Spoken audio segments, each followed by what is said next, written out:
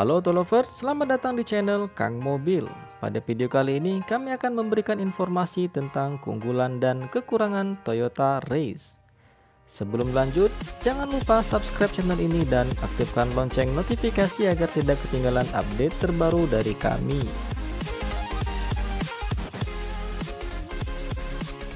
Kehadiran Toyota Race sendiri berhasil mendapat sambutan yang luar biasa dari konsumen. Hal ini dibuktikan dengan panjangnya antrian inden untuk varian-varian tertentu. Nah, bagi Anda yang juga tengah berencana untuk memilikinya, mari ketahui dulu keunggulan dan kekurangan Toyota Race. Sebelum lanjut, perlu ditegaskan pembahasan mengenai keunggulan dan kekurangan Toyota Race ini akan lebih banyak mengacu pada varian tertingginya, yaitu tipe 1000cc Turbo GR CVT TSS Two-Tone, karena tipe ini dianggap punya fitur paling lengkap. Sejak pertama kali hadir, segmen SUV kompak semakin ramai dengan hadirnya Toyota Race. Pabrikan membekalinya dengan sederet teknologi canggih yang berhasil menjadi keunggulan mobil kembaran Daihatsu Rocky ini. Langsung saja untuk keunggulan yang pertama, yaitu fitur keselamatan aktif yang canggih. Jauh sebelum resmi mengaspal di Indonesia, Toyota Race sudah disebut-sebut akan memiliki banyak fitur keselamatan aktif yang cukup canggih. Hal itu terbukti benar adanya setelah pabrikan mengumumkan Toyota Race dilengkapi dengan Toyota Safety Sense atau TSS. Kemudian yang tidak kalah canggih adanya fitur Adaptive Cruise Control. Walaupun termasuk ke dalam TSS, tapi keberadaan Adaptive Cruise Control rasanya pantas mendapat sorotan tersendiri. Pada intinya, keberadaan fitur Toyota Safety Sense ditujukan untuk membantu pengemudi berkendara lebih aman dengan memanfaatkan beberapa fungsi yang terdapat di dalamnya. Yang pertama, ada Pre-Collision System Adaptive Cruise Control. Kemudian ada Lane Departure Alert with Steering Control, Rear Cross Traffic Alert, Pedal Mesh Operation Control, dan ada Blind Spot Monitor. Setiap fungsi memiliki tugasnya masing-masing. Salah satu yang paling canggih adalah Lane Departure Alert. Fungsi ini akan memberi peringatan saat mobil keluar jalur, bahkan sampai melakukan koreksi arah kemudi pada situasi-situasi tertentu. Walaupun termasuk ke dalam TSS, tapi keberadaan Adaptive Cruise Control rasanya pantas mendapat sorotan tersendiri. Sebab Toyota Race bisa dibilang pionir pengguna fitur ini untuk mobil di bawah 300 juta. Rival lainnya seperti Nissan Magnate dan Kia Sonet memang sudah menggunakan cruise control tapi belum adaptif.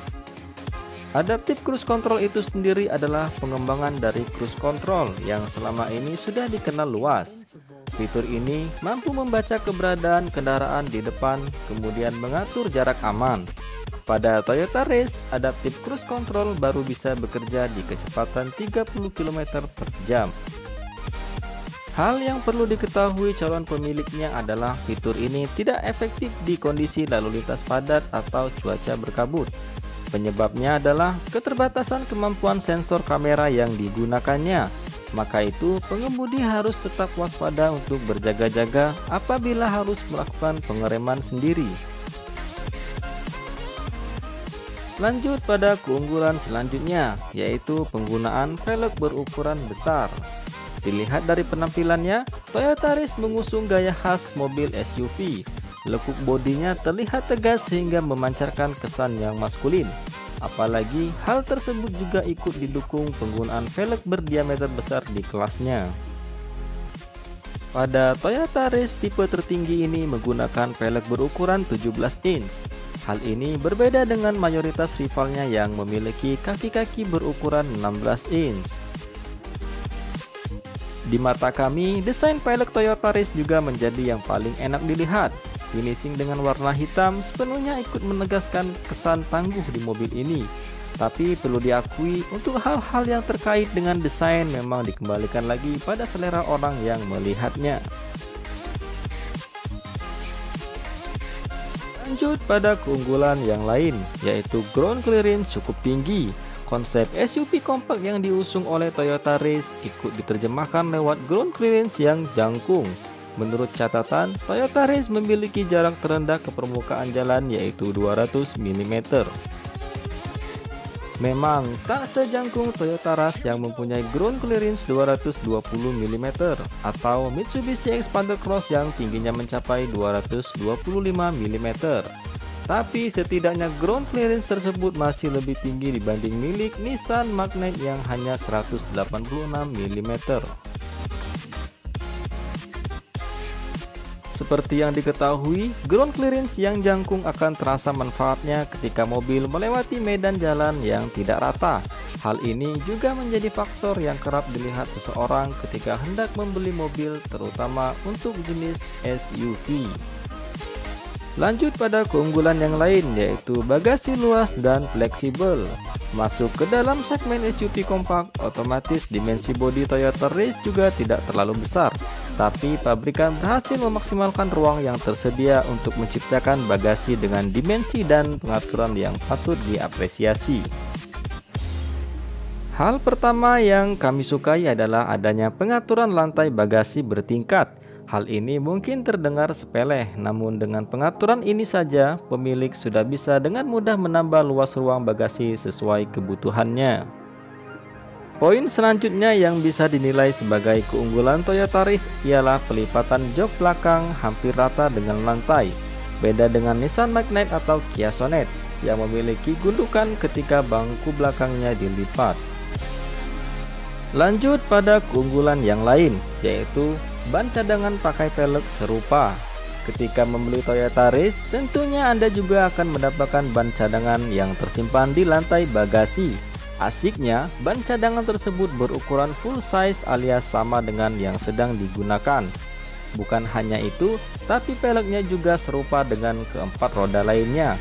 Hal ini tidak akan Anda dapatkan jika memilih Nissan Magnite atau Kia Sonet karena ban cadangannya menggunakan velg kaleng. Oke, selanjutnya kita akan bahas kekurangan dari Toyota Race.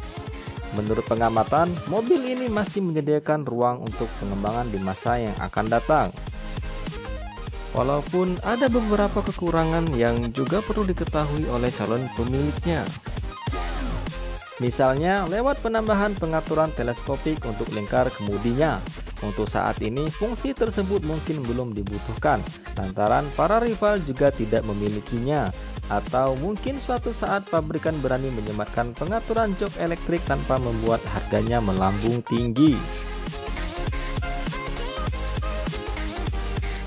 Lantas apa saja yang menjadi kekurangan mobil ini? Pertama, tenaga mesin inferior. Toyota Race menyapa pasar berbekal mesin 3 silinder 1000 cc yang mendapat imbuhan turbo. Mesin tersebut menghasilkan tenaga tertinggi 96,6 horsepower dan torsi 140,2 Nm. Sayangnya, output yang dihasilkan mesin tersebut tidak cukup untuk dikatakan istimewa. Sebagai perbandingan, Nissan Magnite yang juga menggunakan mesin 1000 cc 3 silinder turbo memiliki tenaga tertinggi, yaitu 98,6 horsepower dan torsinya mencapai 152 Nm. Bukan hanya angkanya yang lebih besar, tapi tenaga puncak mesin Nissan Magnite juga bisa dicapai pada putaran mesin yang lebih rendah, yaitu 5000 rpm. Sementara pada Toyota Race tenaga puncak baru bisa diraih pada putaran mesin 6000 rpm. Lanjut pada kekurangan yang lain, yaitu tidak memiliki tire pressure monitor system. Rivalnya Nissan Magnite dan Kia Sonet seolah janjian untuk sama-sama memiliki tire pressure monitor system atau TPMS, tapi sayangnya kami tidak menemukan fitur tersebut pada Toyota Race. Lanjut pada kekurangan yang lain, yaitu kabin belakang kalah mewah. Bangku belakang Toyota Race lebih condong memaksimalkan kenyamanan ketika diisi penuh. Buktinya, bangku tersebut memiliki 3 sandaran kepala yang bisa diatur tingginya. Jadi, tak ada satu orang penumpang pun yang harus menahan rasa pegal di lehernya. Hal ini sebenarnya masih termasuk keunggulan Toyota Race, karena tak semua rival memilikinya. Tapi, lain cerita kalau dilihat dari sudut pandang kemewahan. Nissan Magnite dan Kia Sonet justru pantas mendapat poin ekstra lantaran bangku belakangnya memiliki sandaran tangan. Untuk mobil sekelasnya, fitur ini jarang ditemukan. Lanjut pada kekurangan yang lain, yaitu kapasitas tangki bensin yang kecil. Berdasarkan penelusuran, diketahui kapasitasnya hanya 36 liter. Selisih jauh dibanding Nissan Magnite yang mempunyai kapasitas mencapai 40 liter, atau bahkan Kia Sonet yang kapasitasnya hingga 45 liter. Namun dampak dari kekurangan yang satu ini mungkin tak seberapa dalam penggunaan sehari-hari, dan kemungkinan hanya akan dirasakan oleh mereka yang memiliki kebiasaan mengisi bensin secara penuh alias full tank, menjadi lebih cepat untuk balik lagi ke pom bensin. Tapi hal itu juga tergantung dari tingkat konsumsi bahan bakar yang bisa dicapai. Lanjut kekurangan yang lain, yaitu tak ada ventilasi AC belakang. Untuk hal yang satu ini rasanya Anda perlu mempertimbangkannya, sebab berhubungan langsung dengan kenyamanan penumpang. Kalau diperhatikan, rupanya Toyota Race tidak memiliki ventilasi AC mengarah ke penumpang baris kedua yang umumnya terletak di bagian konsol tengah. Sebaliknya, Nissan Magnite dan Kia Sonet lagi-lagi seolah-olah janjian untuk sama-sama memilikinya. Lanjut pada kekurangan yang lain, yaitu harga tak bisa dibilang murah. Sejak awal kemunculannya, Toyota Race dianggap memiliki value for money yang cukup baik. Mobil ini ditawarkan di rentang harga 219 juta sampai 265 juta. Tapi perlu diingat bahwa harga tersebut adalah angka yang sudah dipotong diskon 100% PPN-BM. Jika periode kebijakan tersebut sudah berakhir, bisa dipastikan harganya akan menjadi lebih mahal. Sekarang coba tengok harga para rivalnya.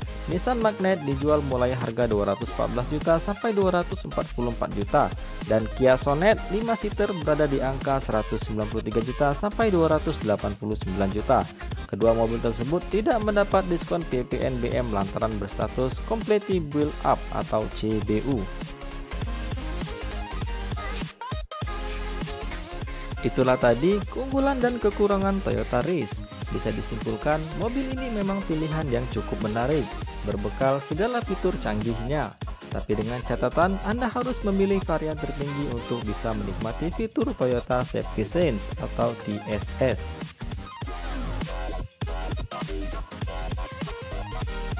Demikian informasi dari Kang Mobil.